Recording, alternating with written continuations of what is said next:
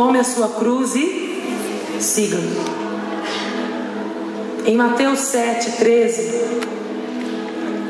eu não vou conseguir abrir todos os textos, mas é maravilhoso esse texto.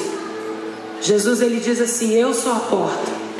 Ou melhor, ele começa dizendo no versículo: entrai pela porta. E nós entendemos que Jesus é a porta da salvação, amém? Ele diz: entrai pela porta, porque largo é o caminho, né? Espaçoso é o caminho que conduz à perdição, e muitos são os que entram por esse caminho, né? E ele diz: escolham a porta estreita, porque o caminho também é estreito, e esse caminho é o que leva à vida. E meditando um pouco sobre isso, sobre Jesus primeiro ser a porta e depois o caminho, é muito interessante a gente prestar atenção nessas figuras que representam a realidade da vida cristã. Porque nós vemos que é fácil às vezes as pessoas entenderem Jesus como a porta, né? Ele é o que abriu, ele é o que morreu, que rasgou o véu, foi aonde a salvação iniciou e etc, né? Mas ele não diz que ele é só a porta, ele diz que ele é um caminho. Ele não é só uma entrada, só aquele dia que você vem aqui na frente e decide diante de algumas pessoas dizer aos céus: eu aceito Jesus como meu Salvador, como meu Senhor, eu reconheço que eu sou pecador e preciso dele. Mas ele diz que ele é o caminho, e se ele diz que ele é o caminho, tem uma continuidade, amém? E se ele diz que depois do caminho tem a verdade, então uma continuidade, e depois da verdade tem a vida, então uma continuidade. Mas impressionante que alguns crentes querem ficar na porta, né? E a porta é tão legal, né? Ai, Jesus, obrigado pela salvação. E segura lá na porta e muitas vezes trunca na porta, não deixa ninguém entrar e só fica incomodando, né? Aqui não tem isso, só em Curitiba que tem, né? É alguns irmãos que você chega perto dele: e aí, irmão, tudo bem? Estou lutando com aquele pecado. Aí depois passa 10 anos, você fala: e aí, irmão, tudo bem? Não, estou naquele mesmo pecado. Não saiu da porta, grudou na porta e não sai. Diga para o seu irmão: você precisa sair da porta, irmão. Jesus é o caminho, então você tem que andar. Nesse entendimento não tem como ficar parado não, amém? Amém ou não amém? Então ele é o caminho. E o caminho é muito interessante, porque o caminho, quando fala que Jesus é o caminho, ele fala de estilo de vida, fala de uma forma de viver. Caminho fala de estilo de vida, uma forma de viver. Jesus não é uma estrada terrena que se pega e vai andando, não. Ele diz que ele é o caminho, ele é um estilo de vida, ele é uma forma de ser vivida, é a cultura do reino, sabe? É uma forma de vida. Tem os seus valores, tem um rei, tem tudo funcionando. Então é um estilo de vida, é uma cultura mesmo. O caminho também fala do nosso destino. A Bíblia diz que há caminhos que para o homem vão levar para a vida e acaba no final levando para a morte. E o caminho fala de destino. João 14:6 que nós lemos, Jesus apontou esse destino. No final, que ele diz que ele é o caminho, a verdade e a vida, ele continua dizendo. O que ele continua dizendo? E ninguém vem ao Pai senão por... Ele indicou não só o caminho, ele indicou o destino. Traduzindo quem quer Jesus quer o Pai. Quem não quer Jesus não quer o destino que é o Pai. E não adianta pegar a estrada que é Jesus e querer encontrar o mundo. Não adianta pegar a estrada de querer Jesus e encontrar seus próprios interesses. Não adianta entrar no caminho, entrar pela porta no caminho e querer viver e achar que tem que dar lá na frente o que eu quero que dê. Não tem como. Ele diz: eu sou o estilo de vida, eu sou um caminho. E esse caminho conduz a alguém, a alguma coisa. Ele diz: conduz ao Pai. O bom de tudo é que o Pai fala de intimidade, né? Ele não disse que você ia encontrar o Todo-Poderoso que criou o céu e a terra. Não. Ele falou que nós encontraríamos o Pai. E o Pai fala de intimidade. Então é tão impressionante, coisas tão simples, mas que é tão difícil ser vividas. Porque às vezes a gente quer dar uma palavra tão difícil e não consegue viver as mínimas coisas. Entender o caminho da redenção, o caminho da salvação, e depois começar a viver com Jesus nesse caminho, morrendo para si mesmo, negando a si mesmo, tomando a sua cruz e seguindo Ele.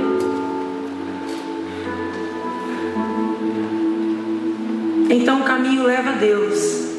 Se você quer Deus, você está no caminho certo.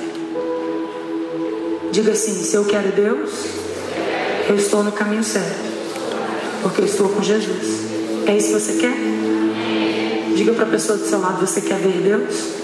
Você quer conhecer Deus? Você quer voltar para a casa do Pai? Então Jesus é o caminho. Amém? Não tem como você pegar uma estrada indo para Belo Horizonte e querer sair em Nova York. Não existe isso. Mas tem muita gente que entra pelo caminho do Evangelho querendo encontrar coisas que não vão encontrar. E elas decepcionam. É por isso que muitos fogem do Evangelho. O Evangelho real, verdadeiro. Porque eles se enganam. Alguns fazem propaganda enganosa dizendo: vem que Deus vai fazer da sua vida um mar de rosas. Vem que você nunca mais vai ter problema. E aí quando anda nesse caminho, para nós sermos tratados, existem algumas coisas que vão cooperar para o bem. Amém?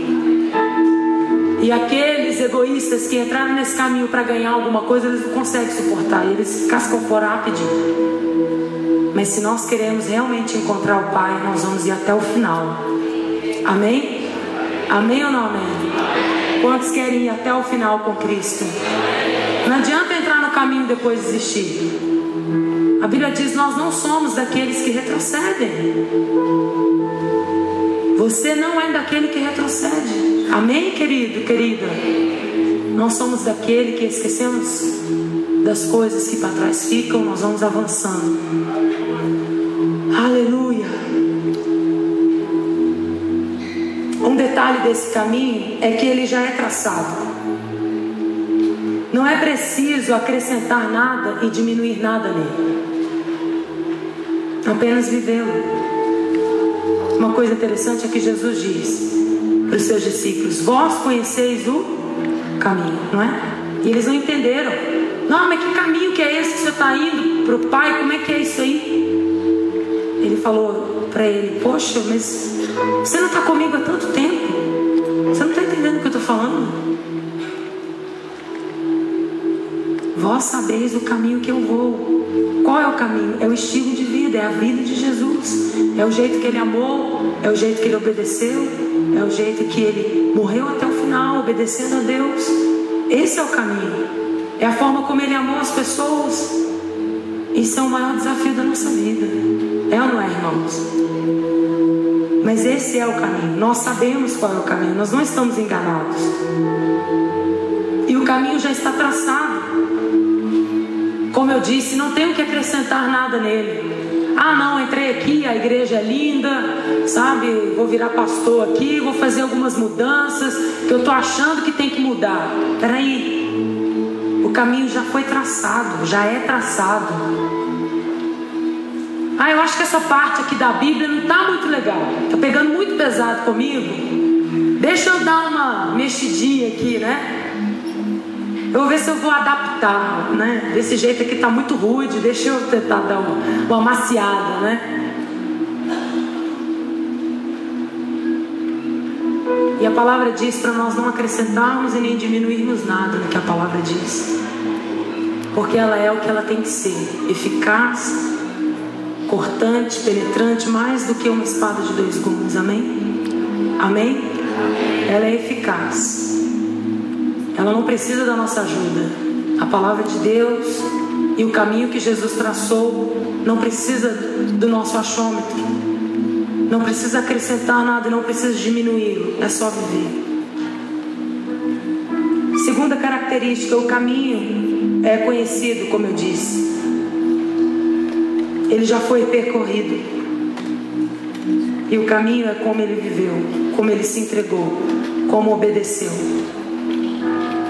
E como ele mesmo percorreu esse caminho, ele pode nos ajudar nas nossas fraquezas, amém?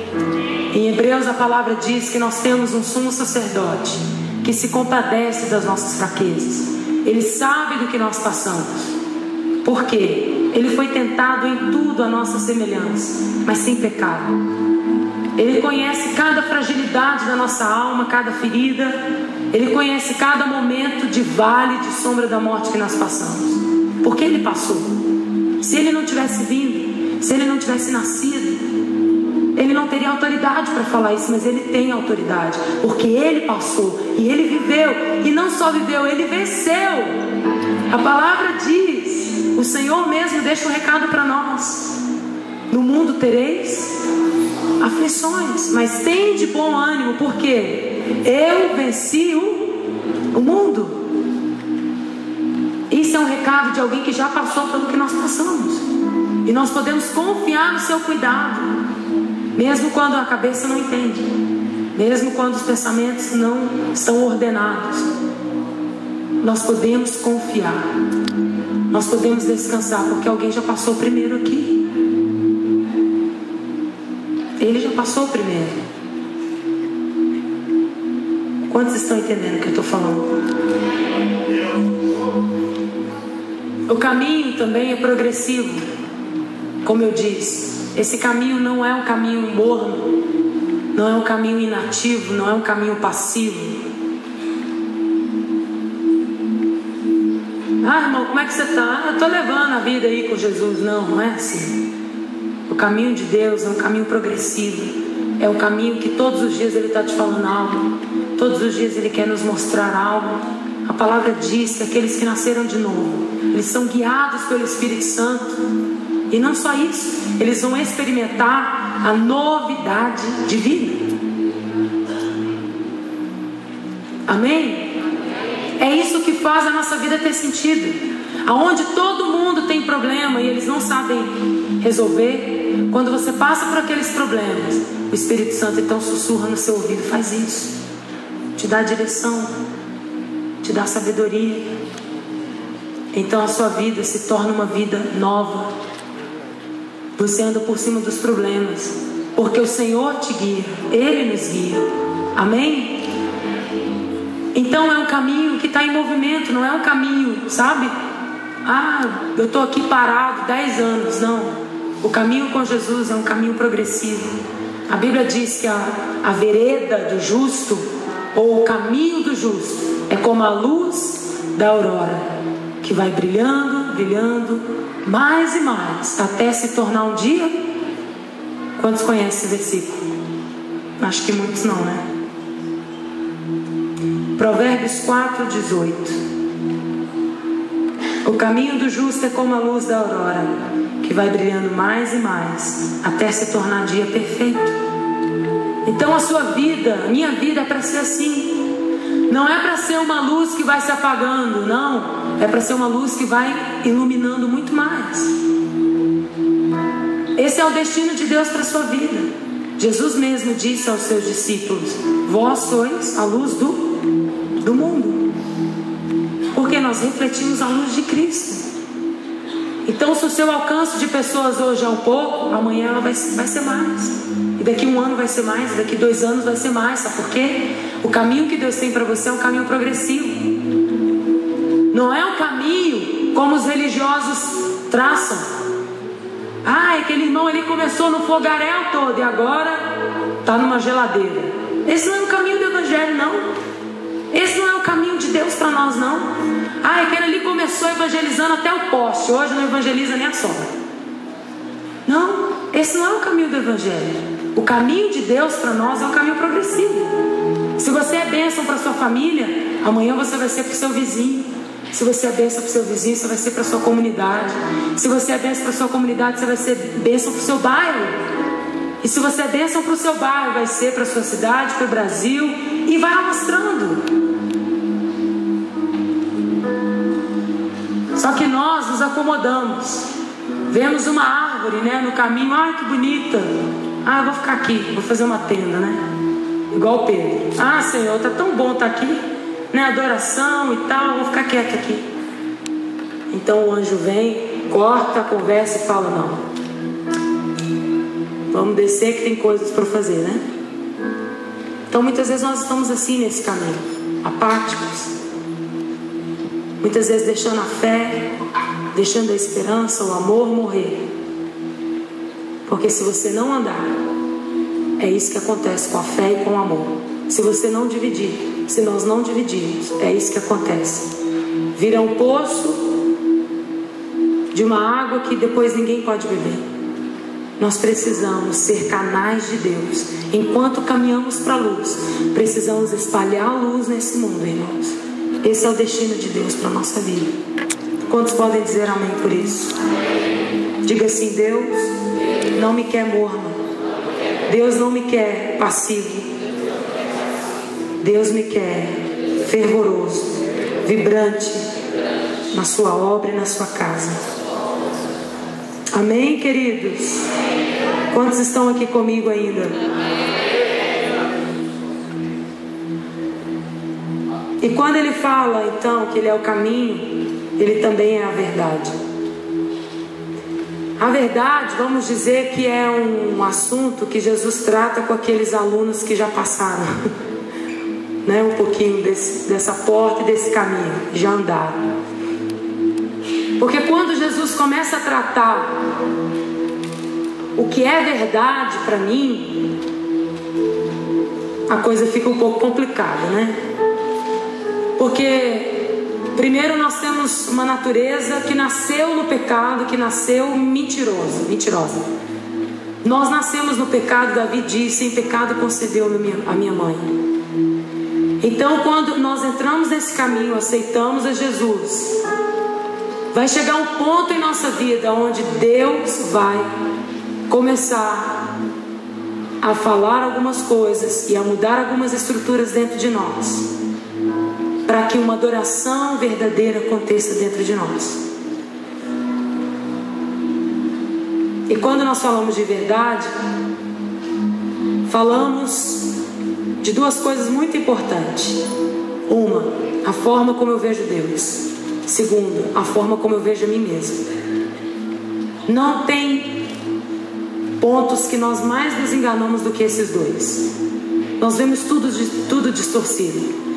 Dependendo do lar que nós viemos, nós encaramos Deus como Gandalf, aquele cara brancão lá que tem um bastão, esperando que a gente faça algo errado para nos pegar, né? Nós viemos de uma geração em que nós vimos Deus assim, um Deus longe, um Deus distante, um Deus carrasco. Então chega um momento nesse caminho que Deus vai querer tirar a caricatura errada que nós fizemos dele mesmo. E Ele vai querer se revelar como Ele é, da forma que Ele é. Não da forma que meu pai diz, não da forma que a minha mãe diz, não da forma que a igreja fala, não da forma que o pastor fala, mas da forma que Ele é. Que Ele é. E só Ele pode fazer isso. Mas se nós continuarmos nesse caminho, se nós perseverarmos, enquanto nós caminhamos, os pecados dentro de nós vão gritar, todas as coisas erradas vão gritar, mas se nós permanecermos, toda a luz que há nele entrará em nós e fará morada em nós também. Quantos estão entendendo o que eu estou falando de verdade aqui? Quanto mais eu me achego perto de Deus, mais a minha natureza carnal vai gritar.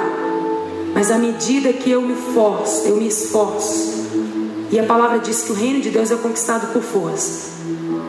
À medida que eu persevero, que eu permaneço na presença dele, Deus vai ganhando na minha vida, mais do que a natureza pecaminosa. Amém? Jesus diz que Deus procura os verdadeiros